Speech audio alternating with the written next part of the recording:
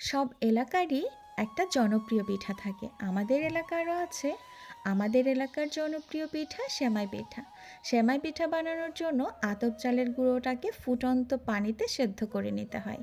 হাত দিয়ে এভাবে নরম করে ছোট ছোট দলা পাকিয়ে মেশিনে দিয়ে ঘুরিয়ে ঘুরিয়ে পিঠা বানানো হয়।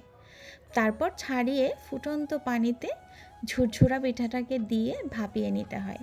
পিঠাটা বানাতে অবশ্যই ২-৩ জন লোক লাগে, কারণ বেশ ঝামেলার তাই। হয়ে গেলে তখন একটু লবণ পানির ছিটা দিয়ে পিঠাটাকে ছাড়িয়ে নেওয়া হয়। ব্যাস ঝুরঝুরা হয়ে গেলে তখন খাওয়ার পালা। তো খাওয়ার জন্য কিন্তু অবশ্যই বেশ ঝাল ঝাল হাঁসের মাংস অথবা দেশি মুরগির মাংস, এই দুইটার সাথে পিঠাটা ভীষণ ভালো জমে যায়। এলাকা ভিত্তিক পিঠা এবং জনপ্রিয় পিঠা হিসাবে আমার কাছে কিন্তু পিঠাটা ভীষণ মজার।